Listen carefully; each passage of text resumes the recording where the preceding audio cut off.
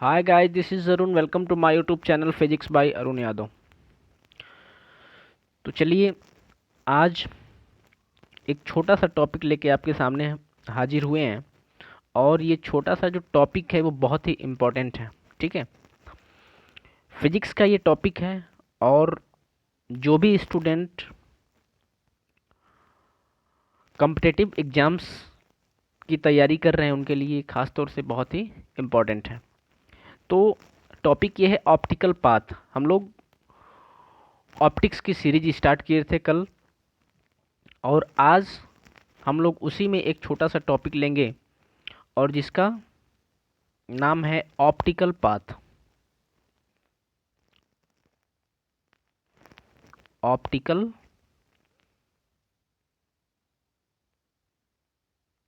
Path. ठीक है, तो ऑप्टिकल पाथ क्या होता है? तो optical path is nothing but it is defined as the distance travelled by light in vacuum in the same time in which it travels a given path length in a medium। ठीक है, तो इसको लिखेंगे कि it is defined as it is defined as it is defined as the distance traveled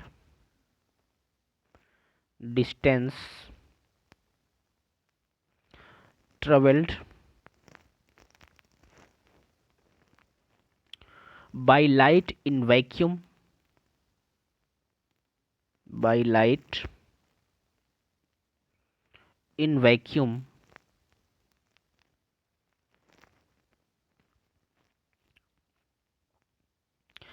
in vacuum in the same time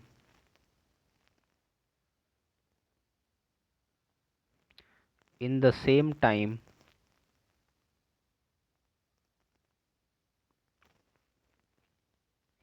in which it travels in which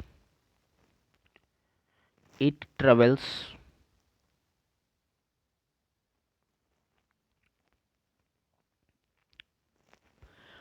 a given path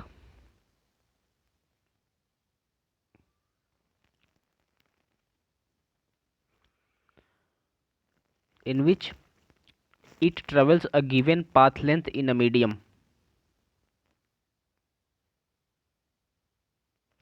in a medium। बेटा, ये सारी चीज़ें mediums वगैरह हम लोग discuss करेंगे। ये छोटा सा टॉपिक था, ये शॉर्ट वीडियो होगी आपके लिए, और जो कि बहुत ही इम्पॉर्टेंट है, वेरी वेरी इम्पॉर्टेंट। इसको जितना भी स्टार दिया जाए वो कम है।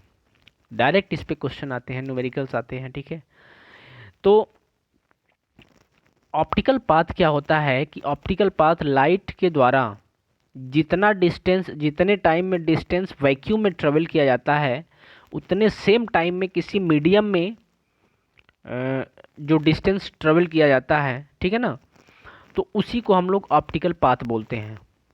अगर ऑप्टिकल पाथ लेंथ पूछता है कि ऑप्टिकल पाथ लेंथ कैसे आप फाइंड आउट करोगे, तो मान लेते हैं कि इफ़ हमने माना कि light travels a path, if light travels a path length d, path length small d in a medium,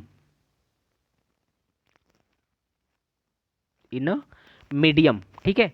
तो हमने माना कि जो लाइट है वो स्मॉल डी पाथ लेंथ किसी मीडियम में ट्रेवल करती है, और इस समय जो मीडियम में लाइट की स्पीड है वो स्मॉल वी है। तो small v is the speed of light in a medium. Okay, here v is what? Speed of light in what? In medium. ठीक है, इन मीडियम। ओके, तो ऑप्टिकल पाथ लेंथ क्या होगा? अगर हम पूछें कि अगर मान लो कि जो मीडियम था उस मीडियम में लाइट ने स्मॉल डी डिस्टेंस ट्रेवल किया स्मॉल v स्पीड से, then what is the time taken by the light in the same medium? Then your answer is time taken by the light is what? We know time is equals to what? Distance upon speed.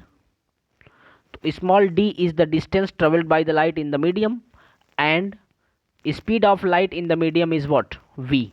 Then the time taken by the light in the medium is d by v. Okay. And so optical path length is what? So optical path length, capital L, suppose capital L is the optical path length, then L is equals to C into T. That means C is what? Speed of light in free space, that is vacuum, and T is time taken by the light traveled in the medium. So T time taken by the light in the medium is what? T, this is d by v. So we can write at the place of time d by v. Here d is what? D is the distance traveled by the light in the medium, and v is what? V is the speed of light in the medium. So optical path length is nothing but this is equals to L is equals to speed of light in free space into time taken by the light in the median. Okay, because we know L is what? This is distance. So distance is equals to speed into time. Okay, so speed is free space, is light is c, and the value of c is always 3 into 10 raised to the power 8 meter per second. Then L is equals to c into d upon v. Here we know c by v is mu. Mu is equals to c upon v, and mu is known as refractive index of the medium. What is refractive index, इसको हम लोग बहुत ही बेहतरीन तरीके से discuss करेंगे. तो mu बराबर होता है refractive index is nothing but this is the ratio of speed of light in free space to the speed of light in medium. Okay, तो mu is equals to c upon v. Hence we can write at the place of c by v is mu. Therefore the above equation L is equals to what? Mu into d. This is very important relation between optical path length and path length traveled by the light in medium. Here we know mu is greater than 1 for all medium. mu की जो value होती है हमेशा 1 से बड़ी होती है. ठीक है, किसी भी मीडियम के लिए आप चाह लें, म्यू की जो मिनिमम वैल्यू होगी वो 1 होगी, 1 से बड़ी ही होगी. 1 से कभी भी म्यू की वैल्यू छोटी नहीं हो सकती है. जब हम लोग रिफ्रैक्टिव इंडेक्स पढ़ेंगे तो उसमें आपको डिटेल में हम इस सारी चीज़ें बताएंगे. तो mu greater than 1. So optical path length is always greater than optical path length is always greater than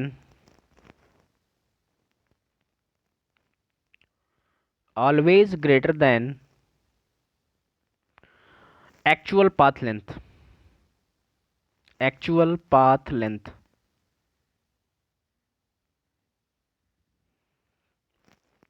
ठीक है बेटा, तो आई होप ये आपको समझ में आया होगा. और वीडियो को बार बार रिपीट करके देखें और वीडियो को कंप्लीट देखें. ऐसा नहीं कि आप बीच में इसको स्किप कर दें. ये चूँकि आपके लिए बहुत ही इम्पोर्टेंट है. इससे आप डायरेक्ट आपको एग्जामिनेशंस में, कॉम्पिटिटिव एग्जामिनेशंस में क्वेश्चन देखने को मिलेंगे ऑप्टिकल पाथ लेंथ से. ठीक है ना. तो आई होप आपको ये समझ में आया होगा. तो इस वीडियो में हम यहीं तक रखते हैं. एक छोटा सा टॉपिक था जिसको आपको समझने में आसानी होगी, और इसको बार बार रिपीट करके वीडियो को देखें. और बेटा प्लीज़ हमारे चैनल को ज़्यादा से ज़्यादा सब्सक्राइब और शेयर करें. ठीक है ना. अगर आपको वीडियो पसंद आए तो लाइक भी करें, और आपको कैसा लग रहा है इसको आप कमेंट बॉक्स में वीडियो के नीचे कमेंट करके हमें बताएं। तो आज के लिए इतना ही, तब तक के लिए अपना ख्याल रखें। धन्यवाद।